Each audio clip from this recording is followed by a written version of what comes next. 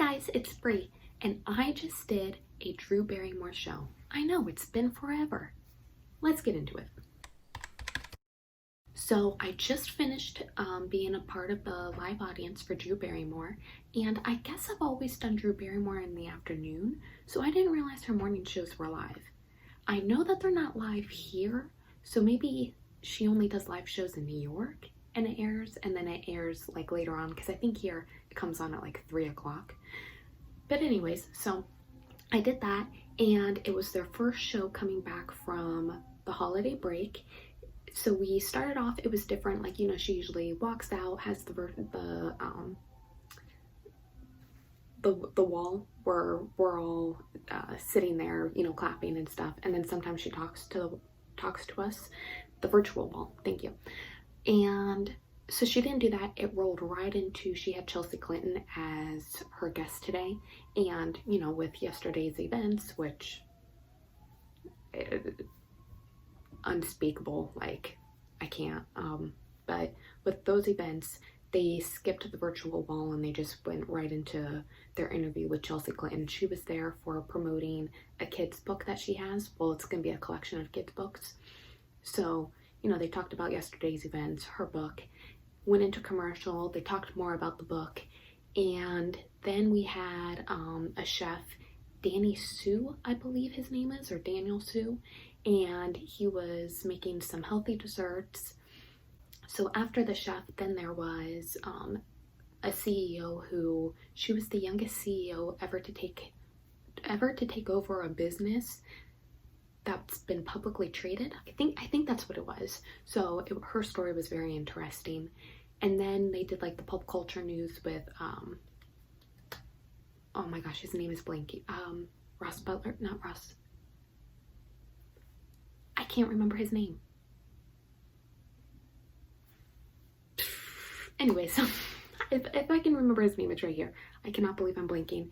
And then they had a mom and son who have a nonprofit, and it's called like Free Mom Hugs, and her son came out as gay, and you know, she went to the pride parades with him, and she had a button that said, like, you know, Free Mom Hugs, and all of these people were coming up to her saying, you know, I haven't had a hug from my mom or my parent in the last 3-4 years. So then it came into a nonprofit, and Drew gave them $5,000, which was very heartwarming.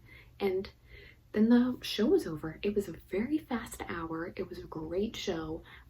You could have stayed after, like they were gonna put you on pause for 10 to 30 minutes, and then they were gonna be filming more segments for a later show with the chef. I didn't stay because honestly my butt's starting to hurt after sitting here. So, but you do have that option if you want to stay and watch more segments. But yeah, all in all, it was a great show. Didn't know I was going to be live.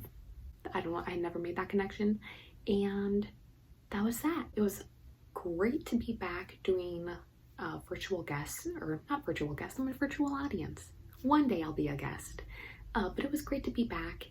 So I, you know, did Drew today, and then I have a Tamron Hall next week, and then I have a Wendy the week after.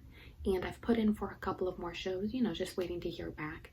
But I'm so glad to be doing this again. It's honestly so much fun.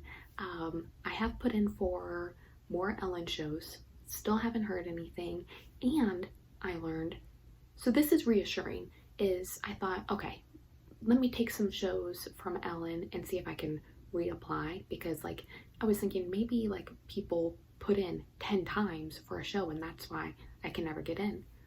Well, their website actually remembers your email address, and it'll let you know if you already applied for that show.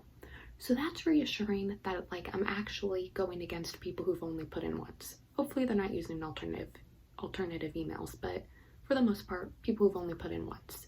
So that's good to know. But other than that, I'm glad to be back from the holidays doing these shows, and I can't wait to put more videos out for you guys.